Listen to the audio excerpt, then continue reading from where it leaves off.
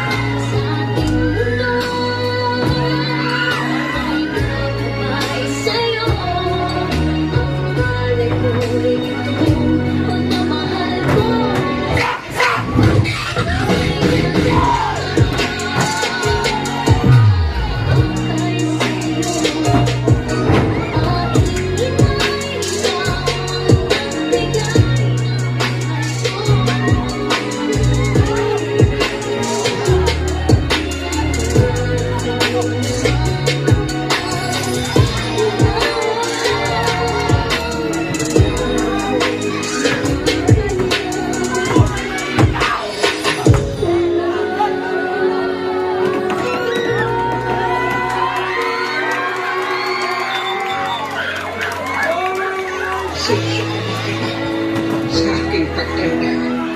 Unawain mo sana ako at magpasensya. Kapag dala ng kalikuan ng mata, ay nakabasag ako ng pinggan. Yung nakatapon ng sabaw sa hapagay.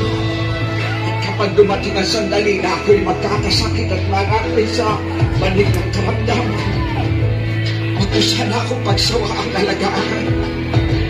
At pasensyahan mo na akong ako manay, maihi o matuloy sa higaan. Pagtsagaan mo sana akong alagaan sa mga huging sandali ng aking buhay. Dahil hindi naman ako magkakagat. Kapag dumating ang sandali ng aking pagpanaw, bakit mo sana ang aking kamay? Bigyan mo ako ng lakas sa loob na harapin ang kamatayan. At huwag ka mag-alala. Kapagkaharap ko na ang Diyos na lumikha, ibubulong ko sa kanya ang palaging kasama.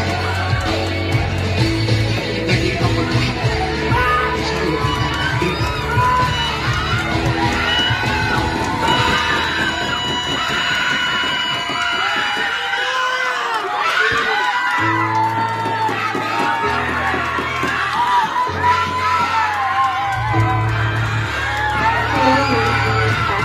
Salamat sa iyo sa tawang Panginoon. Salamat sa mga sakripisyo, sa binagman ng araw at sa pagod para wala sa inyo.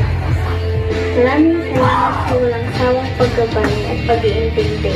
Hindi matutumbasan ang kahit anong bagay ang pagmamahal niyo sa amin. Marami nang nagdaan, hirap at pagod ating pinagdaanan. Pero patuloy kayong lumalaban. Patawarin niyo po ako sa lahat ng pagkukulang at kahit dala ng pananaglitan.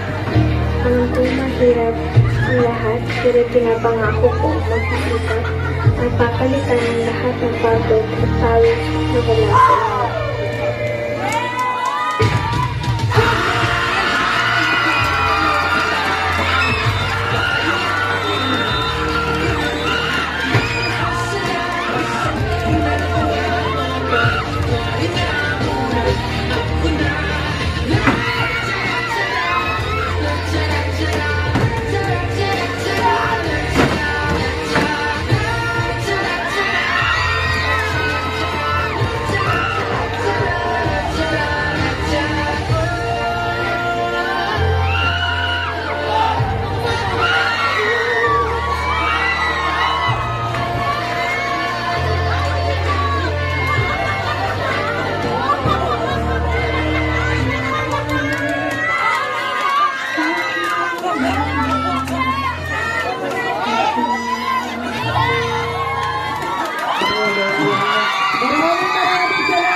ulit palakpakan po natin ang